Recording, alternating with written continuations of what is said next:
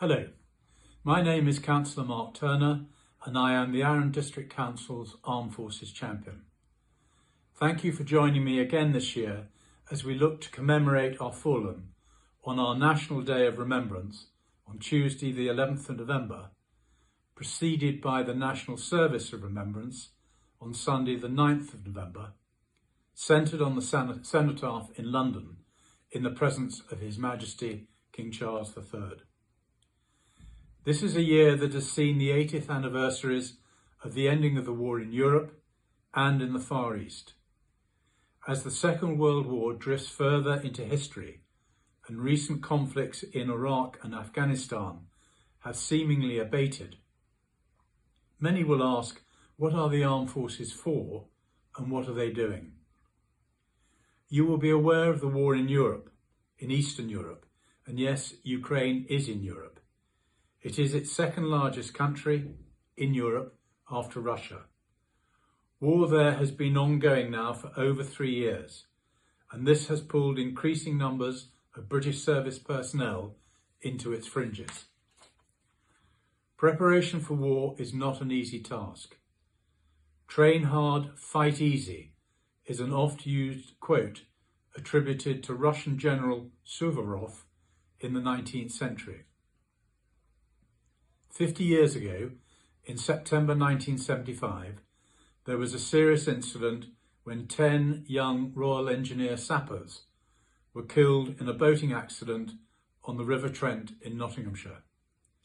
This was a nighttime training exercise in an assault boat, which accidentally went over a weir whose lights were not working. 10 of the 11 were killed. This was the worst peacetime loss ever for the British military. But this is one example. Between 2000 and 2025, there have been 166 recorded military deaths on training, 143 regulars and 23 reserves. This was in a range of training incidents. Why is this relevant or important? Today, British service personnel are deployed on training and operations around the world, protecting 10 overseas territories, patrolling the Indo-Pacific as part of our carrier strike group, defending NATO airspace, supporting NATO members in countries such as Poland and Estonia, conducting intense and realistic overseas training in desert, Arctic, maritime, jungle and mountainous environments, and of course playing our part as a leading contributor to NATO. The dangers of training, operations and of war place a huge burden on service personnel and their families. Our veterans and current service personnel have served with honour and deserve a country and a system that recognises their sacrifice, not one that penalises them for it. Their service is often very challenging, and their life afterwards can be equally challenging. I am very pleased and proud, therefore, that Arun District Council is supporting the Royal British Legion in standing up for our veterans.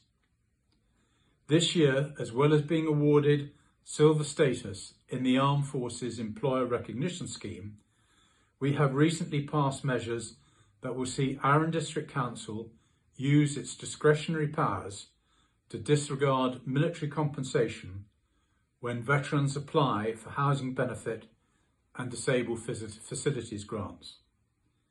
A review to include access to the Council Tax Reduction Scheme has also been completed.